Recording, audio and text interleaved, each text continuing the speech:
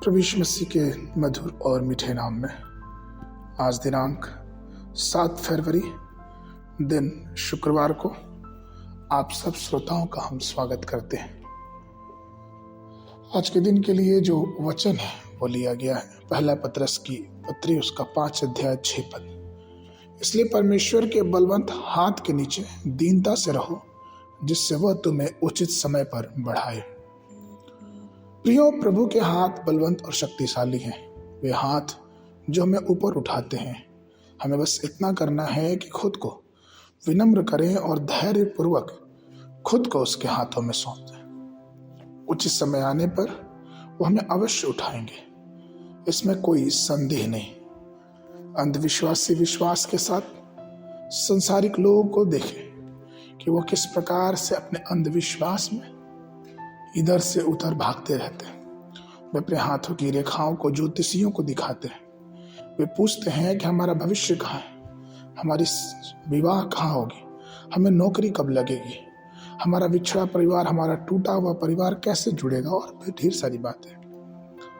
लेकिन जब ये अंधकार की बातों को हम देखते हैं तो हम ये पाते हैं कि जो अंधकार में है वो अंधकार में ही मारा जाएगा। जिस प्रकार से रोमियो उसके 6 के 23, यहेजकेल 18 का 20 इस बात को कहता है कि जिसकी आत्मा पाप करती वो मर जाएगी और पाप की मजदूरी तो मृत्यु है।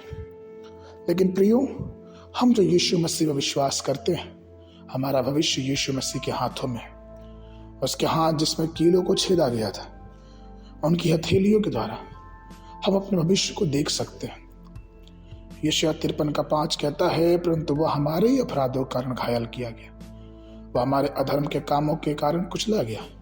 हमारी इस शांति के लिए उस पर ताड़ना पड़ी और उसके कोड़े खाने से हम चंगे हुए। हमारे पापों की सजा उसने अपने ऊपर ले लिया, उसने हमारा दुख अपने ऊपर ले लिया। ये इसलिए कि हम पवित्रता से उसके वचनों और उसकी बातों में आगे बढ़ते रहे। जब उसके हाथों को देखते हैं तो हम ये पाते हैं कि जो चोट हमें खानी चाहिए थी उसने खाया, कि हम पाप से पराजित ना हो गए परंतु पाप में विजयी हो। जब हम उस प्रेम भरी हाथों की ओर देखते हैं तो हम ये पाते हैं कि हमारा परमेश्वर हमसे बहुत प्रेम करता है और वो चाहता है कि हम उसको कभी ना छोड़ें। उसकी स्तुति, उसकी महिमा अपने जीवनों से हमेशा करते रहे और अपने जीवनों को उसकी बलवंत हाथों के नीचे कर दें, जिससे कि वो सही समय में हमें ऊंचा उठाएगा। आगे के मनन के लिए रोमियो की पत्री उसका 6 अध्याय 14 पद। क्या तुम पर पाप की प्रभुता ना होगी, क्योंकि तुम व्यवस्था के अधीन नहीं वरन अनुग्रह के अधीन हो।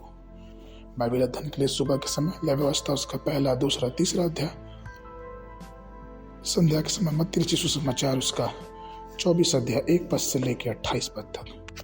परमेश्वर आप सबको आशीष देवे।